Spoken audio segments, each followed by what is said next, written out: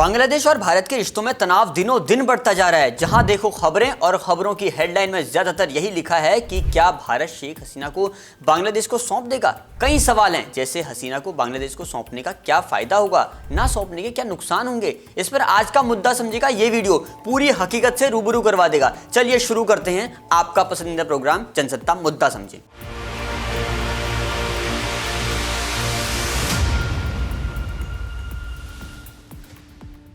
बांग्लादेश की पूर्व प्रधानमंत्री 77 वर्षीय शेख हसीना 5 अगस्त से भारत में रह रही हैं। बांग्लादेश में विदेश मंत्रालय के सलाहकार तौहीर हुसैन ने सोमवार को बताया कि भारत सरकार को एक नोट भेजा गया है जिसमें लिखा है बांग्लादेश शेख हसीना को न्यायिक प्रक्रिया के लिए वापस चाहता है। अब बातें इंटरनेशनल फोरम पर यही होने लग रही हैं कि क्या हसीना को भारत वापस बांग्लादेश को सौंप देगा, और इसमें एक संधि का जिक्र भी हो रहा है। भारत बांग्लादेश के बीच एक संधि साल 2013 में साइन की गई, जिसका मकसद इतना था कि भारतीय और बांग्लादेशी भगोड़े एक दूसरे देश में छिपते हैं तो दोनों देश एक प्रक्रिया के तहत उनको पकड़ में लेंगे। लेकिन इस संधि का यह मतलब नहीं कि शेख हसीना को दिल्ली से ढाका यूं ही सौंप दिया जाए।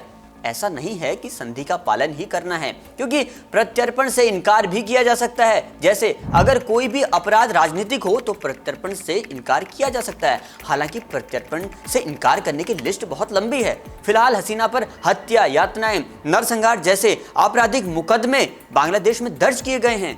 नरसंहार जैसे गंभीर आरोपों के बीच ढाका हसीना को हिरासत में लेने के लिए कई काम कर रहा है। वहां स्थित अंतर्राष्ट्रीय अपराध ट्रिब्यूनल ने हसीना और उसके करीबियों के खिलाफ अरेस्ट वारंट जारी करते हुए इंटरपोल से भी मदद मांगी। यूनुस सरकार ने इसमें संयुक्त राष्ट्र का दखल भी चाहा। इधर भारत में वो लगातार प्रेशर बना रहा है। इस बात को 5 महीने बीत चुके हैं। साल 2016 में इस संधि में कुछ संशोधन भी किए गए, जिसमें आर्टिकल 10(3) में कहा गया कोई भी देश प्रत्यर्पण की मांग करता है तो उसे अपराध से संबंधित पेश नहीं करने होंगे।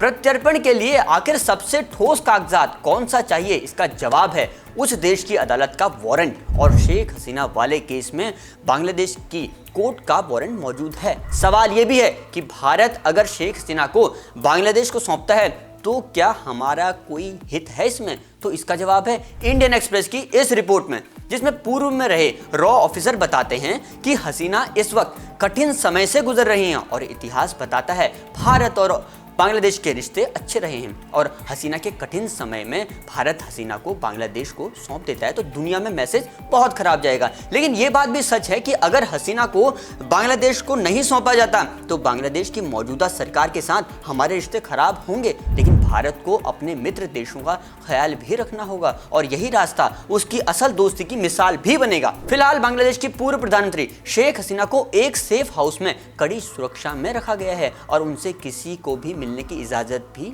नहीं है। प्रत्यर्पण से मना करने वाले देशों का रवैया भी आपको बता देते हैं। साल 1984 में भोपाल गैस त्रासदी के समय यूनियन कार्बाइड के लीड वीरेन एंडरसन पर आपराधिक मुकदमा दर्ज हुआ, लेकिन अमेरिका ने आरोपी का प्रत्यर्पण रोक दिया था। उधर एक मामला यह भी है कि तिब्बती धर्मगुरु दलाई लामा के भारत में शरण देने के बाद चीन से रिश्ते बिगड़ते चले गए, और अफगानिस्तान से भी एक प्रत्यर्पण का मामला सामने आया। अफगानिस्तान के राष्ट्रपति अशरफ गनी के तख्तापलट के बाद कुछ नेताओं ने तुर्की में शरण ली। तुर्की ने भी उनकी वापसी से साफ मना कर दिया। बांग्लादेश और भारत के रिश्तों के बीच आने वाले दिनों में बहुत खबरें आएंगी। हम आप तक एक एक खबर आसान भाषा में पहुंचाएंगे। आप बताइए, क्या भारत को शेख हसीना को यूनुस सरकार को सौंप देना चाहिए? कमेंट बॉक्स पर लिखिएगा। मेरा नाम है मनोज। आपके प्रोग्राम मुद्दा समझे पर अपने सुझाव हमें नीचे दिए गए पते पर जरूर लिखिएगा। शुक्रिया।